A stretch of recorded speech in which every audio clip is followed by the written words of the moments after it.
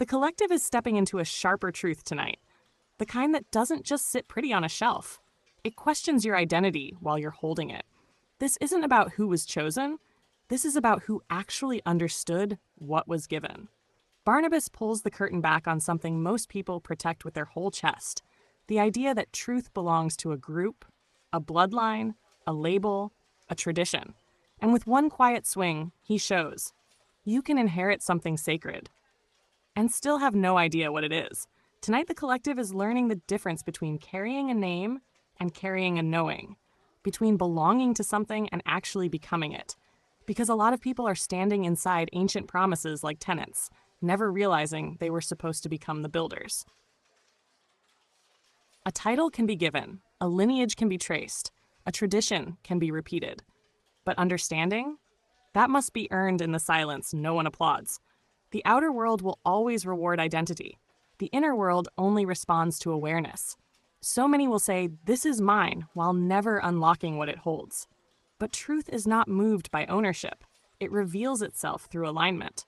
And the one who stops clinging to the name and starts living the meaning is the one who finally steps beyond inheritance and into embodiment.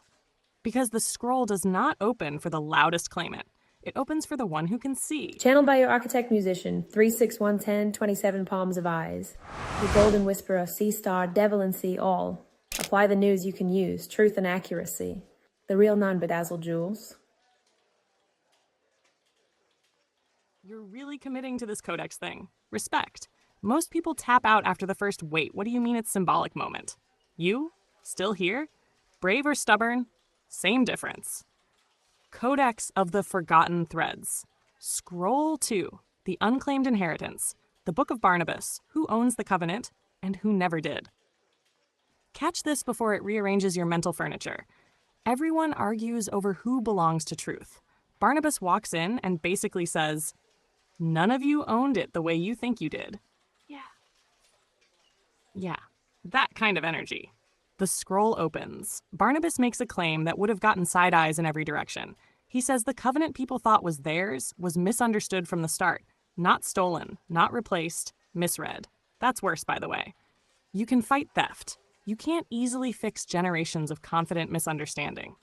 The fourth hidden key. Inheritance is not automatic. People lean on lineage like it's a VIP pass. Family line, tradition, community identity. Barnabas looks at all that and goes, "Cool story. Do you actually understand what you're carrying?" Because in his view, being born into something doesn't equal awakening into it. Repeating it doesn't equal embodying it. Defending it doesn't equal knowing it. Inheritance without comprehension? That's just spiritual cosplay with better costumes.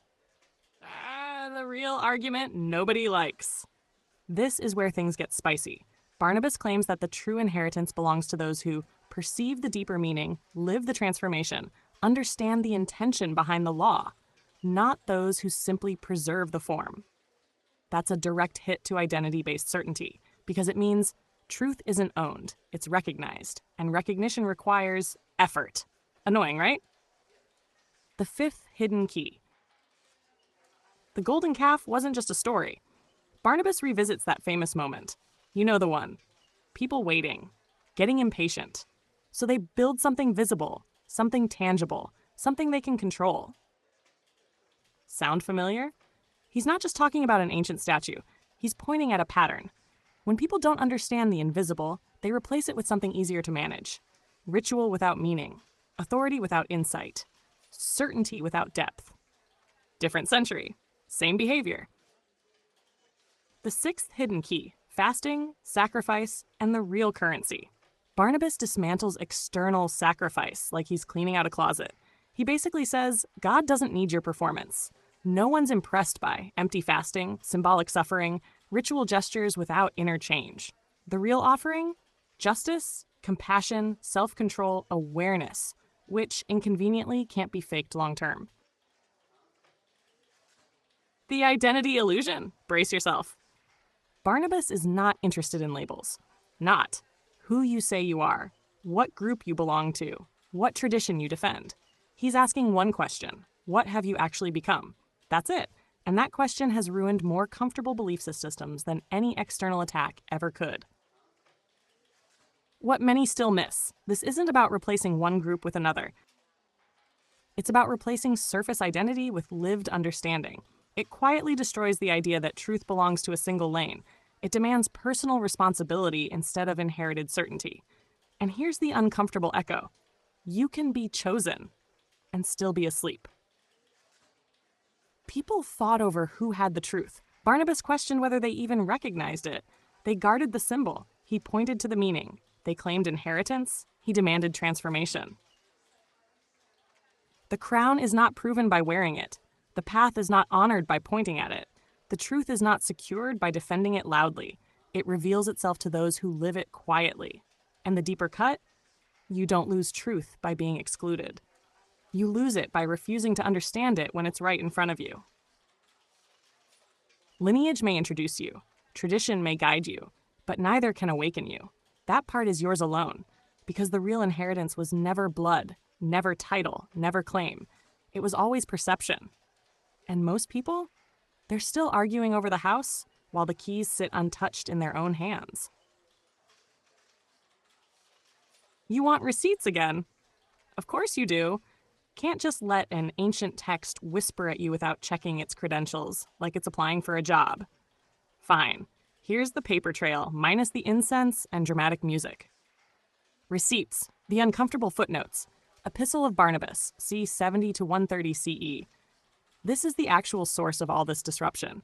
Written after the destruction of Jerusalem 70 CE, when everyone was trying to figure out what any of this meant anymore. Barnabas leans hard into symbolic interpretation and basically tells literalists they missed the assignment.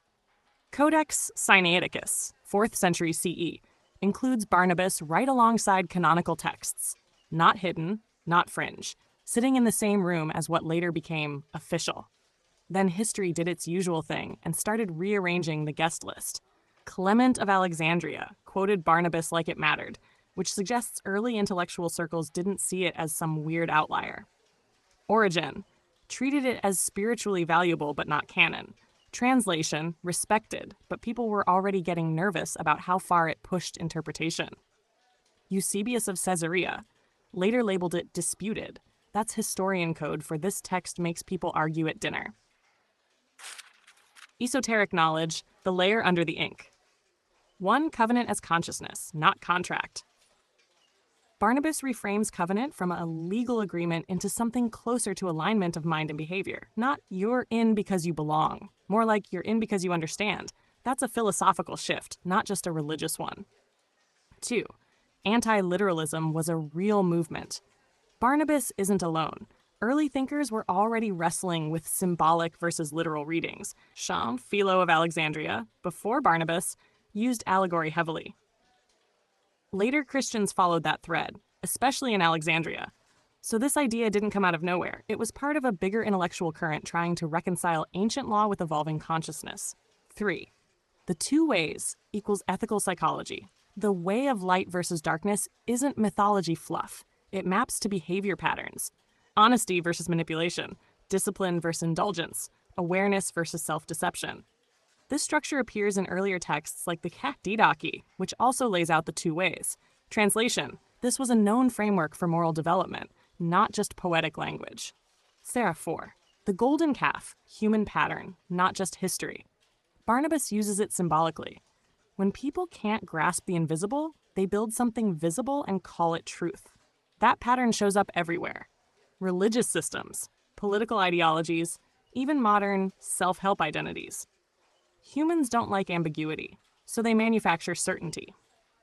5. The 6,000-year framework, apocalyptic symbolism. This concept shows up across early Jewish and Christian thought, echoes in texts like the Book of Jubilees, later referenced in early millennial beliefs. It's less about predicting dates and more about mapping time as symbolic cycles. Ancient people weren't always counting years. Sometimes they were encoding meaning, the pattern, the part people side-eye, and then ignore. Barnabas keeps circling one idea.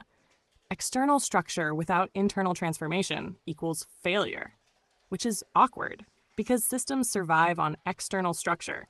So naturally, a text like this becomes less popular over time. Funny how that works.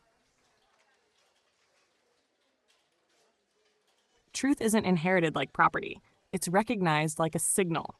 The louder someone claims ownership, the more you should probably check if they understand it. And the quiet reality? You don't lose connection to truth because you were excluded. You lose it when you stop questioning what you've been handed. No mystical fog, no dramatic chanting, just history doing what history does best, hiding sharp ideas in plain sight and hoping nobody reads too carefully. So now the dust settles, and what's left standing isn't comfort, it's clarity. Barnabas didn't argue about who had the truth. He exposed how easily truth gets held, but not understood. He peeled back lineage, stripped down identity, and quietly dismantled the idea that sacred things belong to anyone just because they say so. The law wasn't the problem. The people weren't the problem. The problem was thinking surface obedience equals inner awakening. And once that illusion cracks, you start realizing how many systems run on repetition while calling it revelation. They inherited the covenant, but not the comprehension. They protected the ritual, but lost the reason. They claimed the truth, but never questioned if they could actually see it. Barnabas didn't take anything away. He simply asked, "What did you really understand?" And suddenly, everything familiar started feeling incomplete. The surface teaches you what to do. The depth teaches you why it matters. The crowd will always gather around identity, but truth reveals itself in solitude, where no titles follow. Many will carry sacred language without ever touching sacred awareness. Many will defend ancient paths without ever walking them inwardly. But the one who pauses, who questions, who looks beyond what was handed down, becomes something rare, a living interpreter of truth, not just a repeater of it. Cosmic collective knowledge across time, across cultures, across forgotten scrolls and buried teachings, one pattern echoes. Truth is never fully hidden. It is simply layered. The outer layer is for preservation. The inner layer is for perception. And every generation is faced with the same quiet test. Will you inherit the form or unlock the meaning? Because the universe doesn't reward memorization. It responds to alignment. And the deeper current flowing through all of this, you were never meant to just belong to truth. You were meant to become aware enough to recognize it, wherever it appears. Universal Current C Receipt, Architect Musician 3611027, The Graceful Whisperer, Devalan Ahll.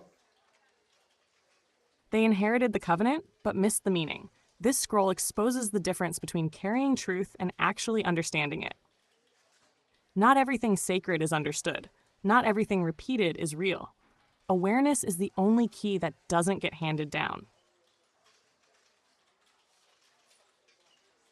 To our beautiful collective, from our day ones to every new soul joining this journey, we love and appreciate you deeply. You've turned this space into so much more than a community. You've made it a family. Thank you, truly. Your presence, your energy, and even the smallest acts of kindness have the power to shift the compass for many in ways unseen but deeply felt. Here's to each of you, all new and the many more to come. We're just getting started, and we're so grateful you're here with us. With love and infinite appreciation from the collective of Shaman Ahll.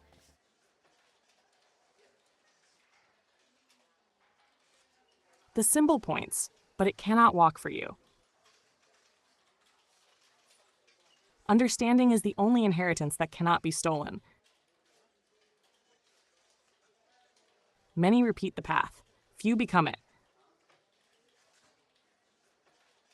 Awareness turns rituals into revelation. What you question begins to reveal itself.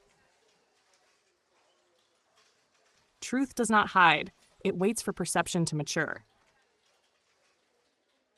The deeper you see, the less you need to prove.